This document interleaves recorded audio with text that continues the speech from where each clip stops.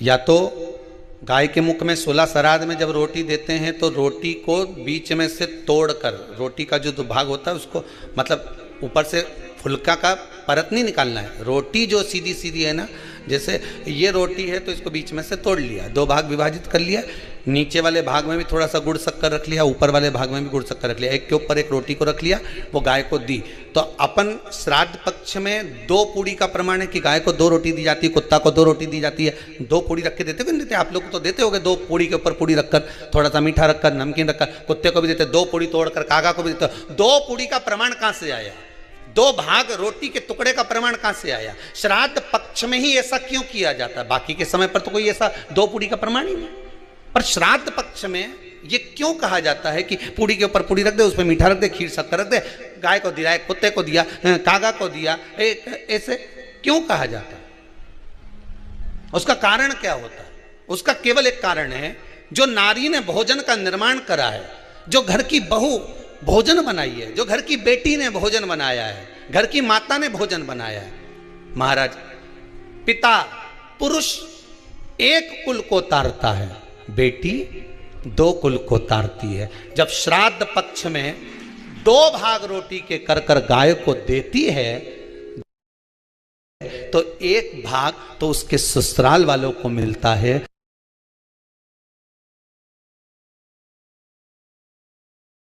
मायके को भी मिले, ससुराल को मिले। जब गया जी का पिंड होता है तो नाना नानी सबका स्मरण कराया जाता है। 2 भाग,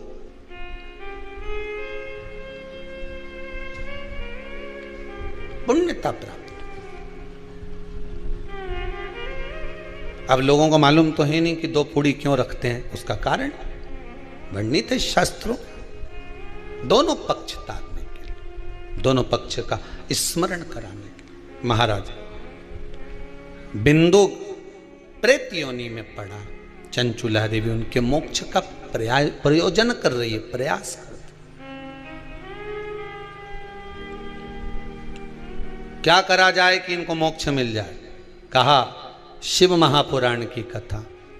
पार्वती मैया की सहेली बन गई और पार्वती मैया ने शिव महापुराण में प्रेत योनि से मुक्त होने के लिए कहा, तुम रुका जी के यहाँ जाओ, देवऋषि नारद के पास जाओ।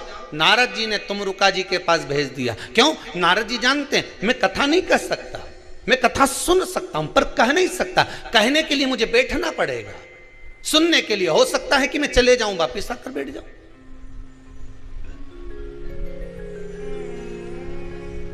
तुमरुका जी से कहा कथा कह दोगे? हाँ, कहने में क्या दिक्कत है, मेरे पति को प्रेत योनि से मुक्त करना है।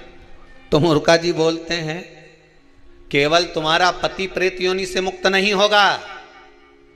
तुमरुका जी ने शिव महापुराण में कहा, सुनो चंचुला देवी, केवल एक व्यक्ति शिव पुराण से नहीं तरता, इस बिंदुक जैसे ना जाने कितने प्रेत इस वायुमंडल में घूम रहे होंगे, ना जाने कितने पितर, ना जाने कितने आहूत, ना जाने कितने वासुक इस वायुमंडल में घूम रहे होंगे।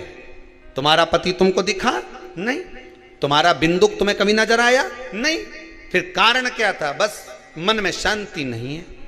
घर में सारा सुख है पर हृदय में शांति नहीं, समझ लो पितृदोष है।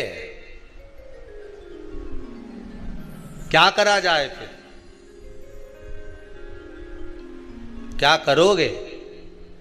महाराज, हृदय शांति, हृदय शांति। केवल एक अकेला बिंदुक शिव महापुराण की कथा सुनकर नहीं तरेगा।